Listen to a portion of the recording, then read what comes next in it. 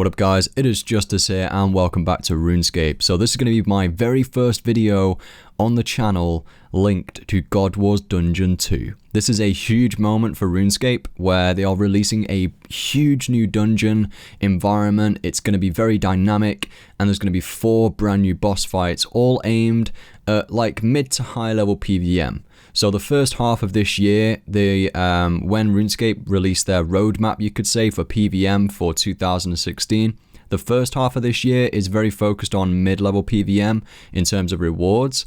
And slightly, this is pushing it towards high level. The next half of this year, we're going to see the release of a new solo boss that's going to be aimed at high level PvMers and also new raid bosses. But like I said, this video is going to be linked to God Wars Dungeon 2. I'm going to take you through speculations of what I think is coming and what I think is going to be released from what we've seen via the Tales of God Wars Dungeon 2 and a few little snippets from the dev Q&A. Okay, so firstly, there may be a few of you here who have not completed the Tales of God Wars Dungeon 2, so I'm going to give you a very quick guide of how to do it. In order to begin the Tales of God Wars Dungeon 2, you want to go west of Nardar. So if you have like a desert amulet, if you completed that quest, then you can teleport straight away to Nardar and then just run west. You'll get to the area where the curator is. Once you speak to the curator, he will take you through a little bit of dialogue and there's a tomb right next to him. Essentially, he will give you 4 empty chapters within your inventory and your task is to fill those up with memories, and then later on you'll be able to see a preview of the bosses that I will show you in this video. So essentially you need to collect 4 different memories. You need to fill the different chapters of the tale with 4 different memories. Now these memories, you have to go around the world to collect them in 4 specific areas. First off, you want to go to the divination location southwest of Castle Wars where you would collect incandescent energy at level 95 divination. You do not need level 95 divination to complete this task though, okay? You don't need a requirement for that. But go to this area and you'll find a different color of energy. You want to collect 20 of these to fill your first chapter. The second location, if you want to go to the normal Barrows area, you can get there quickly with the Draken's Medallion. So you want to teleport to the Barrows area. All you need to do is use the book on the final chest. So you don't need to do a full run. You can just find where the tunnel is, go through the tunnel, do the puzzle, and access the chest. You can access the chest and kill the boss if you want to. That may be a requirement, but all I know is that you do have to use the book on the chest, as I have done in this video. I decided to do a full run anyway, just to see if RNG would suffice and just to see if we would get a Barrows top, which are worth like 4.5 mil still, so it may be worth to do a full run anyway. You then want to go and kill Krill. Krill is a Zamorak general in the God Wars Dungeon 1. And I love how I'm having to say God Wars Dungeon 1 now. It's about time that they released a new God Wars. That's all I'm saying. It's going to be awesome. Because we've seen like God Wars in terms of like the Battle of Lumbridge and things, like in terms of world events. But this is going to be an area dedicated to the gods and permanently within the game. So yeah, once you kill Krill, chapter 3 will be filled.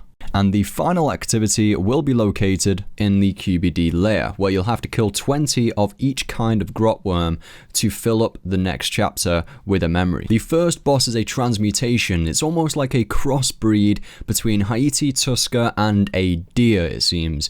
Either way, this boss looks badass, and this clip gives us very little information except that it may have 2 stages to the boss fight, where you fight against the human form, and then later on it transforms potentially into this huge extravagant monster, and the scale of this thing is quite mind-blowing, and it will be a great arena boss. The second boss is called Gregorovic. Hopefully I flipping pronounced that right, or it's Gregorovic. I'll just call him Greg. An absolute atrocity, blades his arms that will spin around, potentially will have a special attack upon dealing damage to you. It may heal. This is speculative though, due to him needing to feed to survive. The third boss fight involves the Twin-furies, Ascendants of Zamorak. Seriously creepy looking things where you can easily go into a trance when looking at them, at their faces. Will most likely have a similar movement to Nex, and it will be an interesting fight whereby they'll also most likely attack you at the same time, simultaneously, and you'll have to prioritize your attacks if soloing between which one you're going to choose to kill first or attack at different times. Potentially, they will have different weaknesses and or defense defenses against specific combat styles. The blue may indicate a weakness or defense against magic, and the red may indicate the same but for melee. Again, speculations, but cool to think they'll have different weaknesses, and you may be required to have a weapon switch for this battle. Onwards to Vindicta. Just the sound of this boss makes you quake with fear. Or it sounds really good anyway. Vindicta is a dragon rider. Probably one of the most interesting out of all of them for me personally. So this dragon rider seems to have some kind of a defender as well when you look at it carefully, and this defender could be a cosmetic override for the existing defenders we use today. The huge main hand sword as well is extremely impressive, and the armor may be an indication of the tier 85 power armor that will be dropped. What makes this fight stand out from the others is the dragon named Gorvek, who I suspect you'll have to fight within the battle. Now this will most likely be broken down into two stages, where you'll at first fight Vindicta, and once Vindicta reaches a certain level of life points, Gorvek will appear, and as you see here, Vindicta will mount Gorvek, and the fight will progress in difficulty, where different tactics will have to be used. Potentially melee would become useless at this point in order to take down this staggeringly beautiful boss fight. So that was the final boss fight covered for now, and there will be future boss reveals in terms of potential mechanics and the actual arena in which they'll be within later on down the line into this month in future dev Q&As, and potentially I will cover these off in videos. If you want to see that, let me know in the comment section. So moving on to other things that I'm going to speculate in, other facts that we actually do know so far. So first off, there's going to be a reputation system in place linked to factions.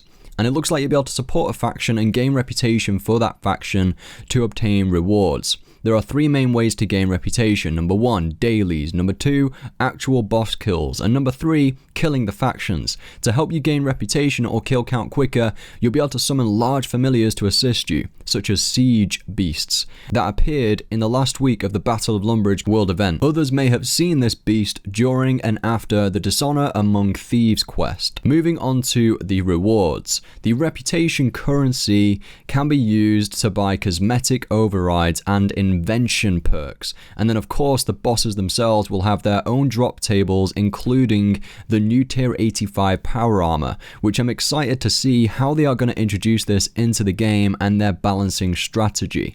And this makes me think they are going to have at least one of these boss fights more difficult than next, as the new armor from what we have heard will be superior to tier 80 next armor, as it will be tier 85 power armor, or at least the requirement of next gear and above to solo these bosses effectively should be required. By the way, I'm saying solo because the boss difficulty is set so high level PVMers can solo them and farm them for loot, but from what I've heard you will be able to access the boss as a group or with your mates to farm rewards and kill count. The faction area will most likely be dynamic, and so ads will not always be in the same area. Therefore we're going to have more intelligent AI compared to the existing GWD.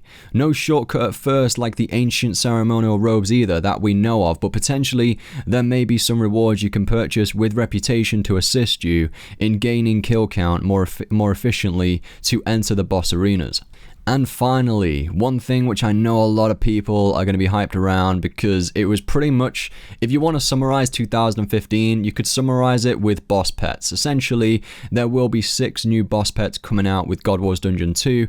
So where do the other 2 pets come from? Because there's only 4 boss fights. Well, if you look back, I reckon there will be 1 pet for Seren's general and Gregorovic, and 1 pet for each Twin-furies sister, along with a pet for Vindicta and a separate badass pet for his dragon Gorvek, accounting for 6 pets. Thank you guys for watching this video. Are you excited for God Wars Dungeon 2? Let me know in the comment section. I reckon it's going to be a great piece of content to delve into, and graphically it will look incredible combined with the NXT being released later this year. Make sure to give this video a like if you're hyped for God Wars Dungeon 2, and I'll see you in the next one.